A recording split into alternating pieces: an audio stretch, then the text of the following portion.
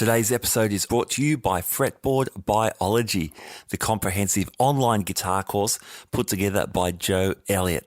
Now, Joe is not only a fantastic guitar player, he draws on his years of experience as the ex-head of guitar at the Guitar Institute of Technology and also at the McNally Smith Music College. Here's a few words from Joe about the course. If you're tired of wading through hundreds of random guitar videos and just want to become a better player, Fretboard Biology is your answer. Fretboard Biology is a self-paced, college-level program that'll give you the right instruction, in the right amounts, and in the right order.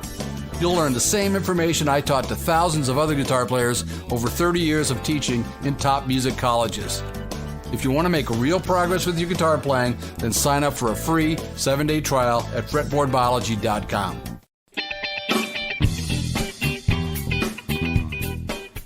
Hi there, you are listening to the Guitar Speak podcast. My name's Matt Wakeling, and this is the show that I produce in Sydney, Australia, where I speak to amazing guitar players from all around the world. Thank you so much for joining me. Now today I'm speaking with Michael Sweet, frontman, guitarist and founder of the legendary metal band Stryper.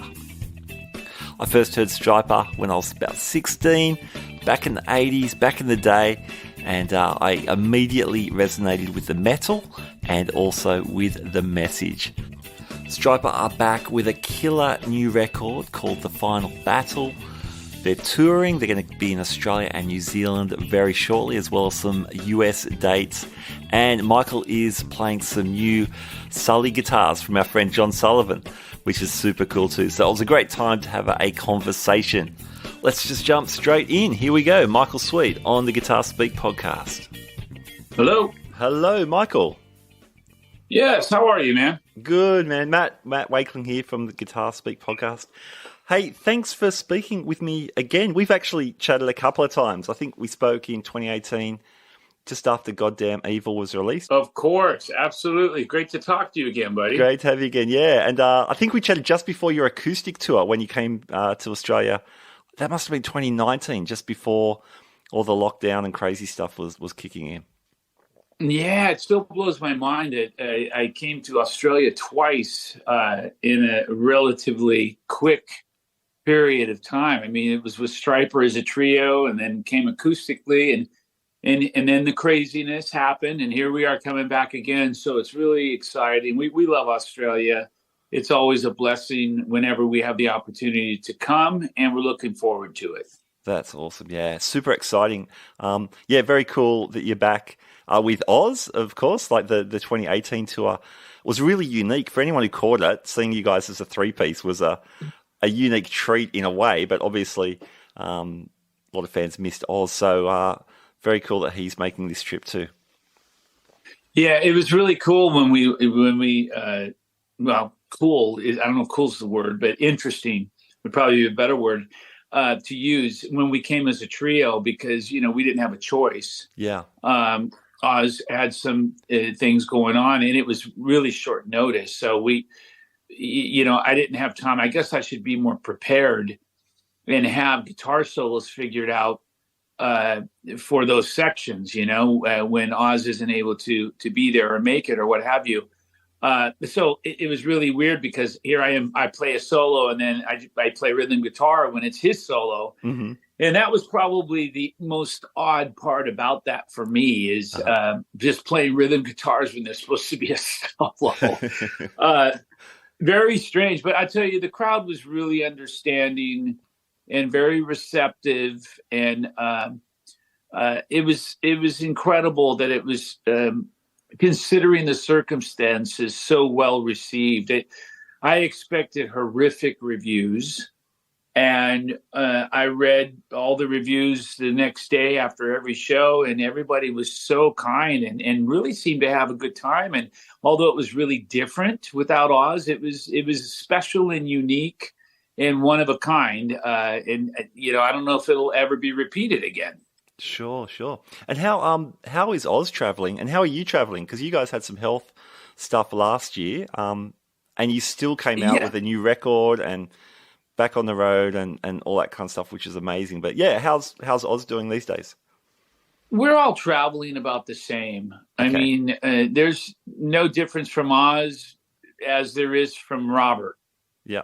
Awesome. Or Perry or me. We're all about the same. And, there's been health issues, but those haven't kept us from traveling. The only time it kept me from traveling is I had an air bubble in my eye and I couldn't get in a plane for a while. But once I had them put the second surgery, I had them put oil bubble in my eye so I could travel. Okay. Yeah. But that was the only real situation and complication. Oz hasn't had any problems traveling. Like I said, we all are getting older, so we're all having issues with traveling just from being exhausted and not liking lugging 20 suitcases to an airport at 4 a.m. Yeah. For sure. Yeah. Not to make light of your eye situation, because you had a retina detached, I think twice, but you totally rocked the eye patch, I've got to say. Oh man, well thanks, buddy. I didn't know what else to do. I had to do something because if I didn't wear the eye patch during that time, I had extreme double vision, and I would lose my balance. My equilibrium was all messed up. My peripheral was all messed up. So I wore that, and it really helped. And I just hope and prayed that it looked okay. I got all the Snake Plissken stuff and Escape from New York, all those comments. Yeah. And some people are like, why are you wearing that patch? It looks stupid. I'm like, well, because I have to. Yeah. And it's like, what do you say? I mean, some of the comments people make online, it's just, it's you got to kind of laugh it off, or it can really get to you. Sure. Well, you made it work. You made it very rock and roll. But on a serious note, I'm glad that's come good. Hey, amidst all that, you guys pulled together another kicking record. The Final Battle was released in October 22. Tell me about the process for that, because it must have been somewhat disrupted or tricky, yet you still hit those deadlines. It was really amazing, the timing of that. And I really believe everybody knows we're believers and we have deep faith. Yeah. And I really believe that God intervened and really helped organize that, because it was pretty miraculous. I literally went down to Florida for a little vacation to get some air before starting on a new album. And my plans were to come back and write the new album, but my retina detached. So that derailed all of those plans. I came back for emergency surgery. And when I was supposed to be writing the album, I was laying face down for 2 weeks. So I just felt like, okay, how's this going to work? We're going to have to postpone this and reschedule. But I chose not to. I got through the first surgery, did the lay down in the 2 weeks, and then I got up after 2 weeks and I went right to work writing the album. Good thing I did, because to the day I went in my studio for 2 weeks and wrote a song a day, sent them to the guys, and then right after that process, my retina redetached. Wow! So it was insane. I mean, the timing of it, you can't make this stuff up. And it redetached. I had to do surgery again, do the face down again. And I just believed and trusted God, because we had the studio scheduled on the calendar. And to the day when I got up from laying down, to the day we were in the studio. That's awesome. And it was pretty insane. We went in there, we did rehearsals in the studio, which we never do. We always do rehearsals at my house. And then we go into the studio. So we scheduled more time, went in and rehearsed in the studio.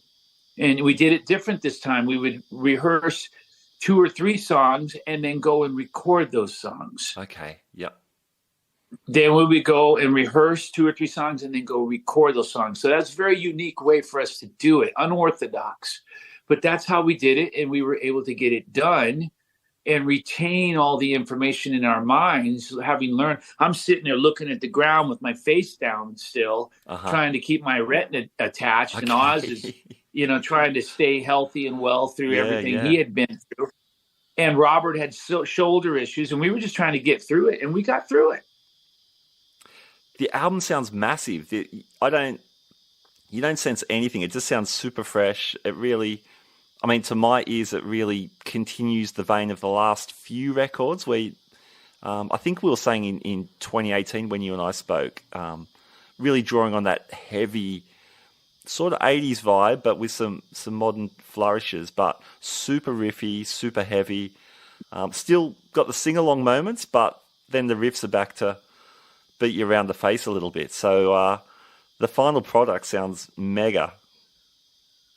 Well, I'm happy to hear you say that, man. I'm really glad you like it. It's always a fine line and a bit of a juggle when you're trying to appease the fans that want the old sound, and you're trying to capture new fans that want a new sound, and that's really difficult. But I think Stryper has figured that out. A lot of bands haven't for whatever reason, and I think Stryper is one of those rarities that has actually figured it out, and we're able to somehow retain the old classic sound, but mix in little modern flares along the way and flavors that work and give it that modern edge just enough to capture and obtain new fans. And I only say this because when you go to a Stryper show and I ask that question, how many fans are new? How many fans are old? Half of the hands go up for new fans. Okay, cool. So it's pretty interesting how that's worked out over the years.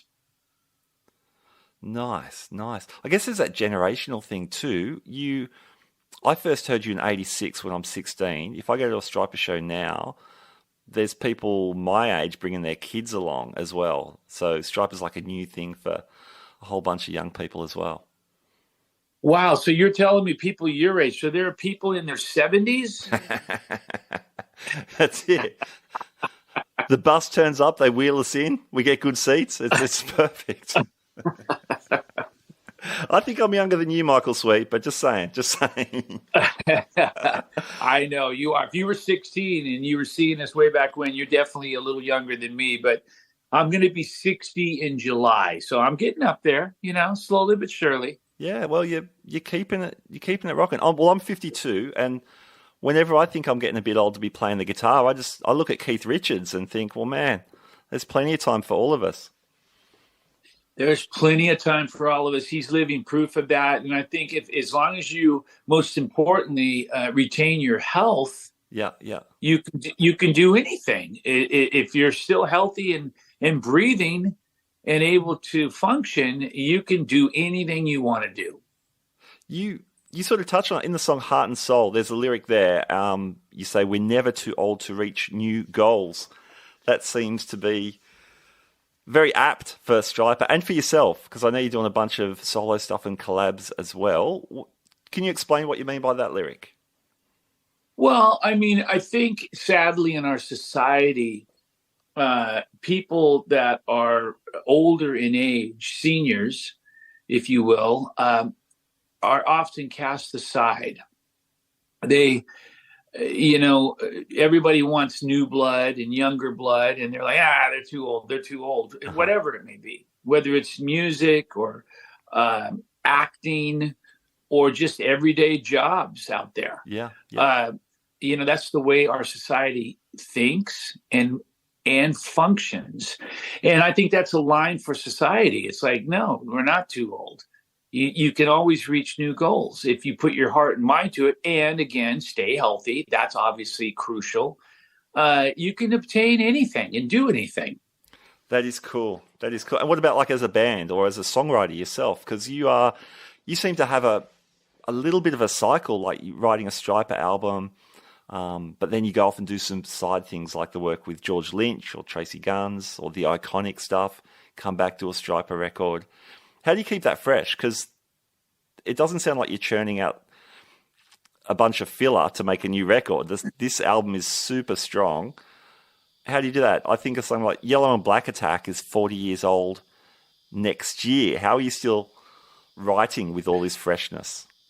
Well, man, the only thing I can say is, I try to keep a really positive attitude. The whole looking in the mirror thing and saying, you can do it. it seems silly, but it's so true. If you believe it, you can do it. And it's just as simple as that. I never tell myself for 1 second of any minute of any hour of any day, I never say, I can't do it. At least yet.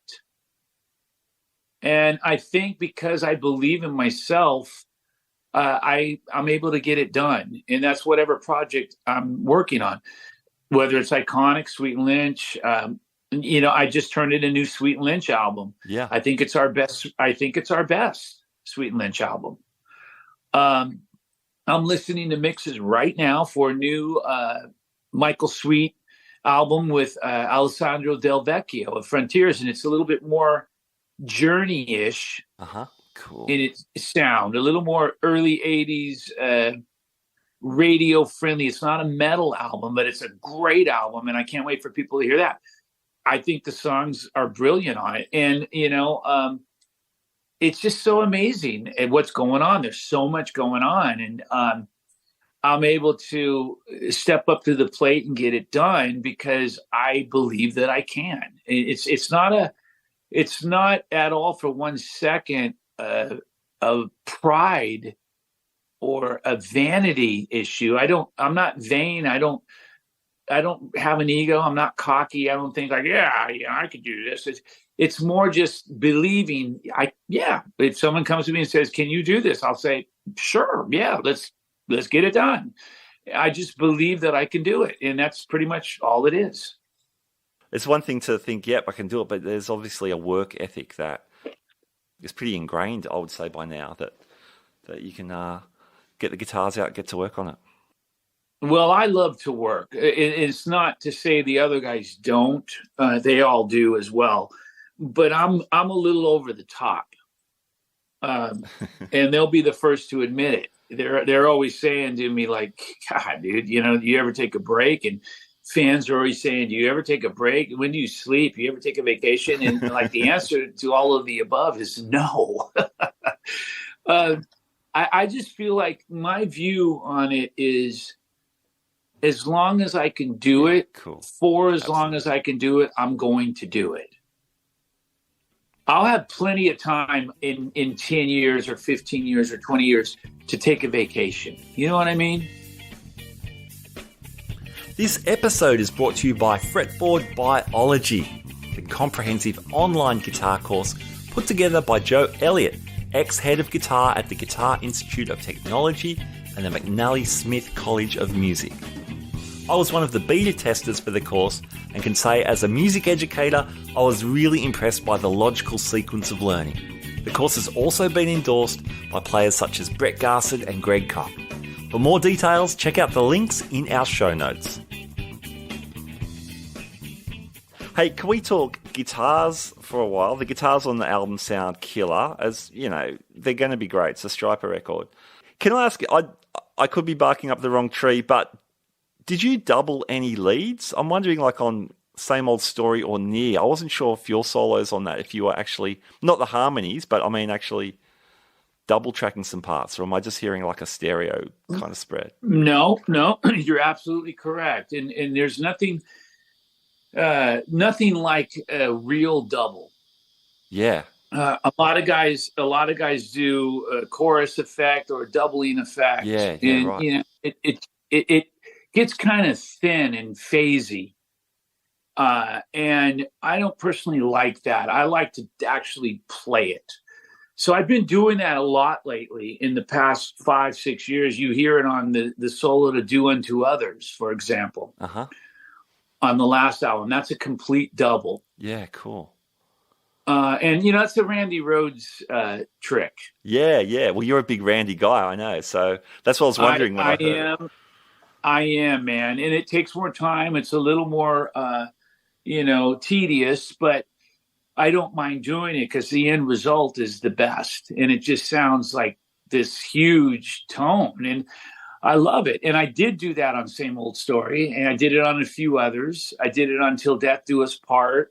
You can hear it. But I'm doing that pretty much a lot more, almost on every solo these days. And it's just what I like to do, man. It's my thing. Nice, nice. I'm hearing your rhythm guitar too. This was my guess. Let me know if I'm right or wrong. But are you doubling a lot of your rhythms hard left and right? I'm hearing more of your, again, that thick mid-rangey thing, both sides. Well, here's the thing. I am doubling. What happens in the studio is I'll lay down the first rhythm guitar, and then Oz will double that with the same rig. Okay, yep. And just a different guitar. Okay. And his obvious different style. We're a little different in style. Oz's right hand is a little looser. Uh-huh. And not that that's a bad thing or a good thing. I'm a little bit more muted and tight, and he's a little looser, but they work really well together when you double them up. Yeah, cool. Some of the songs I doubled on my own, like Ashes to Ashes. That sounds really tight. That sounds tight. So yeah. Maybe the one player. Yes, it's very tight, and that's more my style. And Oz tried it and said, "Mike, why don't you do this? Because you'll get this tighter, and it needs to be." And I did it, and then there it was. And that one might have a little more of that mid range thing going on. Okay. If you notice it, but the one thing that we did different on this album is in the past on every album we always mic'd a cab. On this album, we got a Captor X and dialed that in, and we went direct. So all the rhythm sounds are direct. Okay, cool. And it just made it a little more in your face, a little less roomy. Yeah, definitely. And it actually worked for this album. We liked it. We liked it a lot. Now, the solos tones are not. Those are mic'd cab. All right, yep. So with the Captor X, are you running some modeling into that? I know you've been using the ISP stuff a lot. I think Oz. No, not in the studio. I use it live exclusively. Okay. Yep. And Oz uses his Helix. Yeah. Live, but in the studio, when you have a Silver Jubilee sitting there and a Mesa Mark V, there's just no point. I mean, the real amps just annihilate the modeling stuff in the studio. I mean, sure.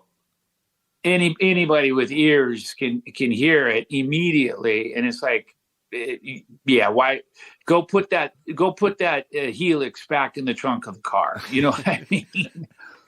Rock and roll, yeah, man. so it's just it's night and day. Live, you can get away with it. And the Helix and the ISP are great for consistency and having the same tone every night. But in the studio, yeah, we always do the amp. Now, I still use pedals on the front end of the amp. I use Tech 21, Q strip, to give me that mid-range parametric Furman PQ3 kind of thing. Yeah. And I use an ISP decimator. In the effects loop, and sometimes an EQ.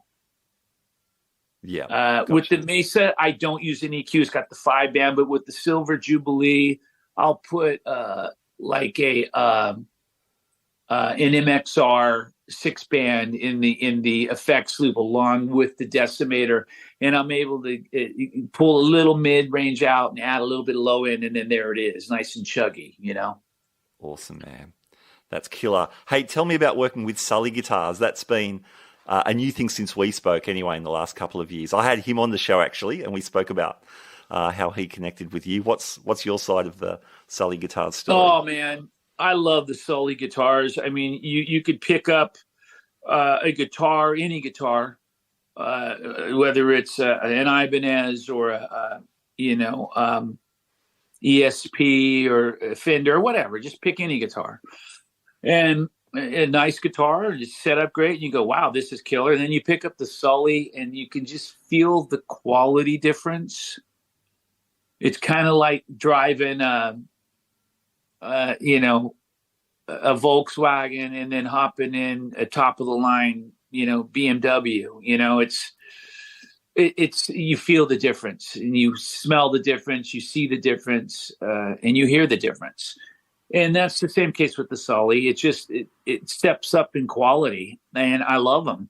They remind me more than any other guitar of old school Jacksons. Okay. That's interesting because Sully is a big Jackson fan. He's worked with Grover.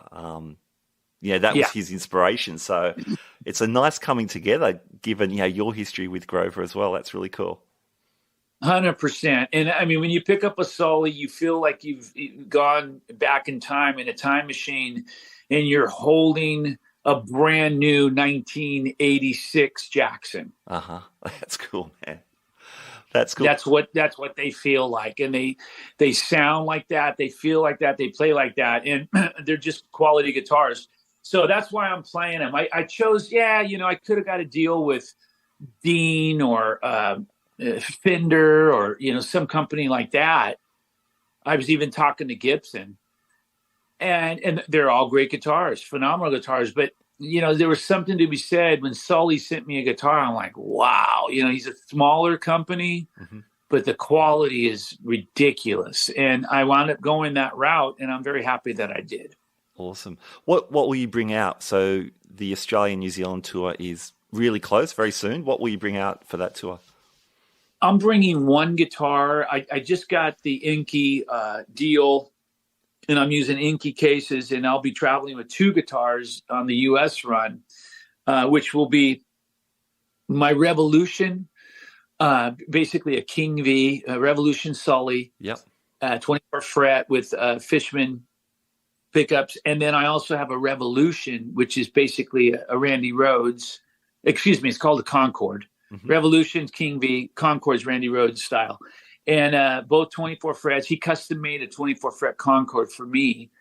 And that's what I'll be traveling with in the U.S. For Australia, just the Revolution. I'm just bringing one guitar. Okay. Because we have a very specific carnet that we have to stick with. Yeah, sure. That we've had all. Yeah. So that's why. But that's what I'm bringing. It's killer guitar. It's that King V. And I love it, man. That's cool. Dumb question. What happens if you break a string? What's the backup plan for you, or Oz, or Perry, for that matter? Well, I tell you, lately we don't. But still, in an emergency, we always have a backup guitar that's supplied by Backline. Sure. Just in case. Usually a backup bass and a backup guitar. It's usually just a Les Paul and some sort of Fender P or something like that. Okay. And that's just in case. But we never do, because we're playing higher gauge strings, and we tune down to D now, down a half step from where we used to tune. Okay, rocking. And the tension isn't quite as tight, and we just don't have problems breaking strings these days. That is cool. Do you enjoy the tension change? I play a gig that's E flat, and I wouldn't want to go back to E now if I can avoid it. As a guitar player, I tell you what, man. When I pick up a guitar that's tuned to E flat now, it feels weird. Really? Wow. Okay. Yeah, and D is the perfect place to be, because it makes it just a little bit chuggier, but it's not so low that you can't recognize the song. And, we're just a half step below where we used to tune, and it just sounds bigger and fatter and thicker. And, but still, you're able to know what key we're in. It's not so low that you're going, what key is that? Yeah, sure. Yeah. And it works. It works great. Yeah, that's cool. That's awesome. Hey, Michael, I need to let you go. You've got some other people to talk to today. Before you go, can I just say thank you? Well, man, you know what? That's so kind of you, buddy. And I'm so glad that we've played a role and had an impact on your life. Definitely. That's just amazing. And that's why we're here. That's why we do it. That's why we continue doing this. Yeah. It's because we think about it. It's tougher to tour. It costs more. It's tougher on us physically. But, we remind ourselves, look at all the people that it has an effect on, and that it's inspiring and encouraging. That makes it worth it all. And to hear your story is just amazing and so cool. It makes me smile. And I hope you get a chance to see us when we're there, man. Yeah, March 3, you're in Sydney, my hometown. So that's my plan, to catch you there. On your last tour, actually, I was chatting with John King, who was teching. He said, man, you coming to the show? I had a gig myself, and I always remember that gig. And the whole gig, I'm thinking, man, I should be at Stryper. But this gig I'm clear. Well, this if you gig can I'm make clear. it, come see us. It's going to be a great set. Yeah. We're going to have a blast. We can't wait, man. And I want to thank you for taking the time to talk to me today, my friend. Oh, my pleasure. My pleasure. All right. I got to let you go. Thank you so much, and hope to catch you again sometime. Okay, brother. All right, there you go, Michael Sweet on the Guitar Speak podcast. I've got to say, every single episode I talk to amazing people, talk guitars, talk music. It's so much fun. I've been super lucky to also meet a bunch of people, heroes really from my teenage, early guitar years, and Michael Sweet is definitely one of those people. So very fun. Thank you so much for tuning in and listening in. And I'm going to leave you with the words of wisdom for one of Michael Sweet's influences, a certain guitarist called Michael Schenker, who way back in episode 150 told all of us to keep rocking, keep on rocking. Keep on rocking indeed. All right, I'll catch you next time. Bye now.